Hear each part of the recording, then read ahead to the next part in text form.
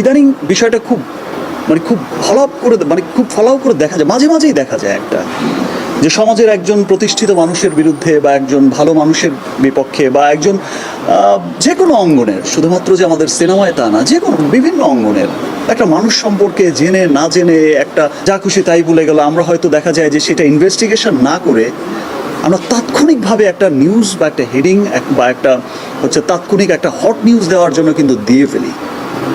কিন্তু একবারও কিন্তু আমরা ভেবে দেখি না বা একটু ইনভেস্টিগেশন করে দেখি না, একটু খতিয়ে দেখি না যে এই যে নিউজটা দিচ্ছে, যে কথাগুলো বলছে, এই কথাগুলো কতটা সত্য। মিডিয়া কর্মী তো আমরা সবাই, আমরা সবাই কিন্তু মিডিয়ারই মানুষ। আপনি আপনার মিডিয়ায়, আমি আমার মিডিয়ায়, কিন্তু মেসেজ কিন্তু সবাইকে, আপনারাও মানুষের জন্য কাজ করছেন, আমরাও মানুষের জন্য কাজ করছি। আমরা সবাই কিন্তু একজন আরেকজনের সাথে ওতপ্রোতভাবেই জড়িত। যেটা মনে হয় যে আজকে যা হচ্ছে এগুলোর পেছনে সময় নষ্ট না করে এখনকার যারা কাজ করছে,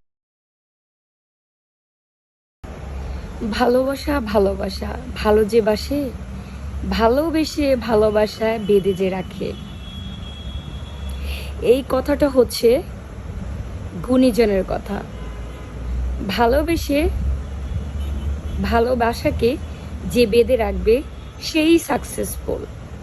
আজকে আমাদের বুবলি প্রমাণ করে দিল যে হ্যাঁ, সে হচ্ছে আমাদের মেগা স্টার শাকিব খানের যোগ্য স্ত্রী, এবং শাকিব খানে হচ্ছে আমাদের বাংলাদেশ ডালিউডের রাজকন্যা এবং রাজরানী শবনম বুবলির একেবারে কি বলবো, একেবারে সঠিক রিয়েল একজন হাজব্যান্ড।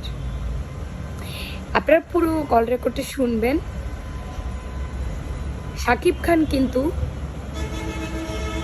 নাম না বললেও ইঙ্গিতপূর্ণ অপু বিশ্বাসকে বলেছে, আর বুবলিকে বলেছে একজন মানুষ ভালো কিছু করলে তার পিছনে মানুষ কিভাবে লাগে। ওয়াও,